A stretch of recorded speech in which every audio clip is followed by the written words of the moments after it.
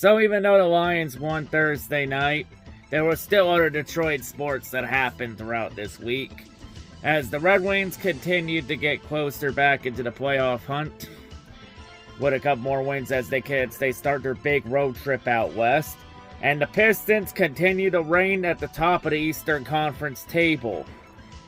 Even despite some of Cade Cunningham's questionable choices on Thursday night when he chose to root for the Cowboys, his hometown team, over the Pistons. Sorry, we cannot forgive Cade Cunningham for that, even though he's from Arlington, Texas. He's played for Detroit. Him rooting against Detroit on Thursday night, that is an act of treason. But anyway, with that out of the way, let's take a look at how Detroit sports fared this week. Starting off with the Red Wings, of course, this week, as the Wings had a pretty solid week to really confuse everyone with the inconsistency. As this is the week in this inconsistent pattern where the Wings are actually competitive this week. As the Wings had 3 games and they started the week off with a big win against Boston against the Bruins. Even though the Wings should have held on and won by a lot more, they were able to hold on despite Boston's best chance at coming back. After being down 5-1 at one point, Boston would get it down to 5-4, but that would be as close as the Bruins would get to beating the Wings as Detroit got the win there. And then they start their big road trip as they first start with a date out in Columbus against the Blue Jackets, where it was a back-and-forth game where the Wings were down multiple goals at one point. They came all the way back, only to lose in a shootout to the Blue Jackets, which, even though that was a hard-fought game for the Wings, they honestly should have won that game, but at least they came out of it with a point, so at least they got something out of it, because a point is better than nothing, I guess.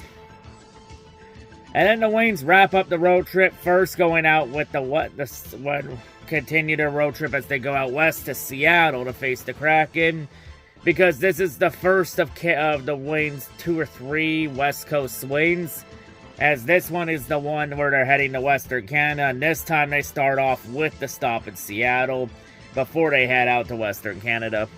And it was a back-and-forth game against the Kraken, but the Wings were able to come out and get a hard-fought win over them, especially with Patrick Kane being the hero and getting goal 497 for the game as the game winner against the Kraken.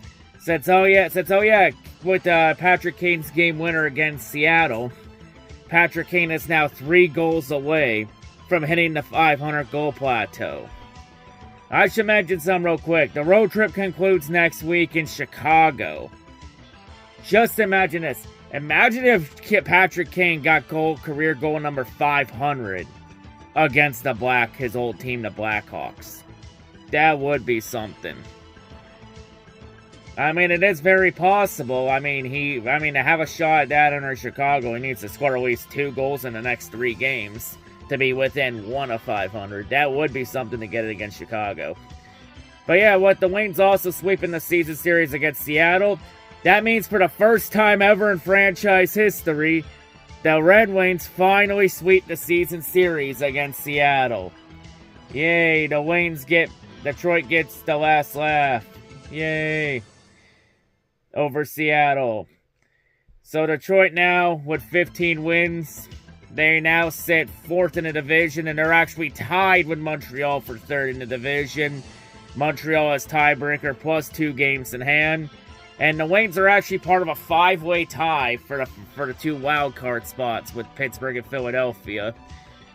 So there's still a lot of hockey to be played here, but Wings definitely going to be in the race this year. As long as they don't suffer another late season collapse in March, they might be in good shape to make it in this year.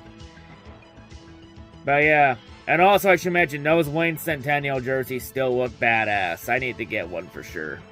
Detroit basketball! Now on to the Pistons this week, and the Pistons had another solid week stacking more wins atop the Eastern Conference, as they started off the week with a big hard-fought win against Atlanta in a back-and-forth game, but the Pistons were able to get the job done there.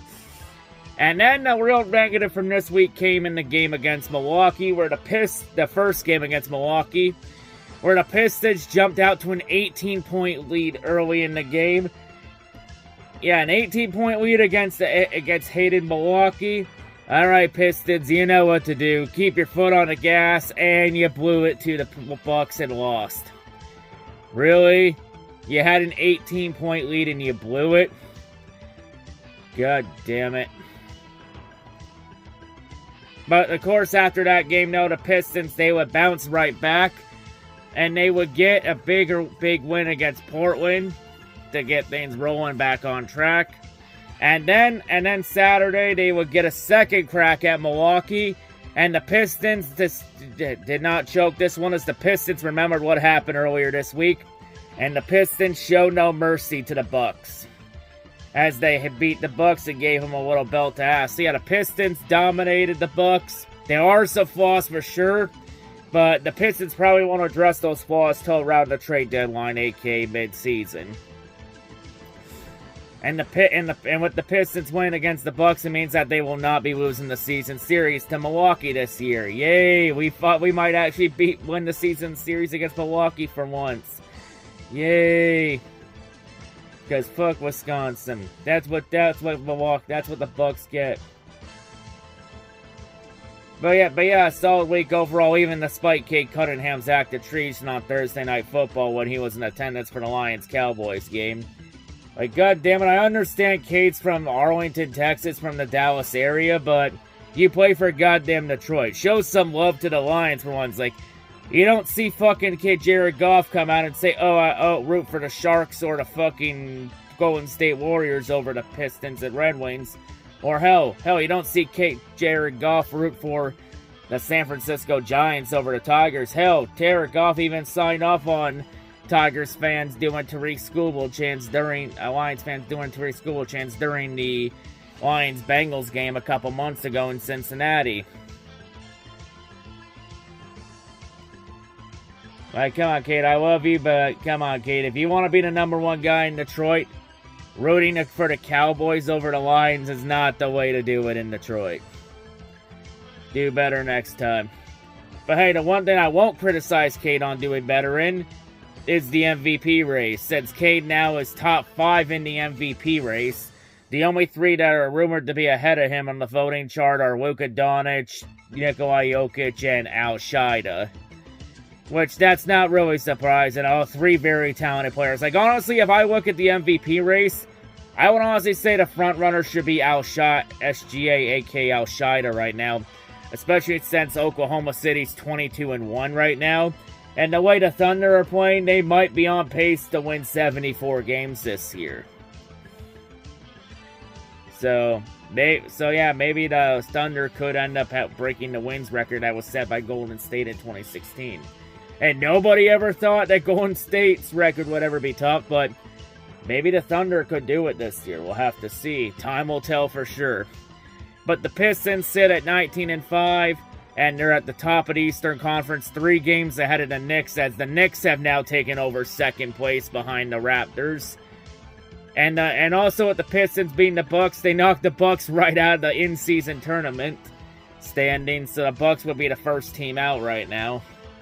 And there's rumors about that the Bucks are looking at possibly trading Giannis Antetokounmpo. The least surprising news of all.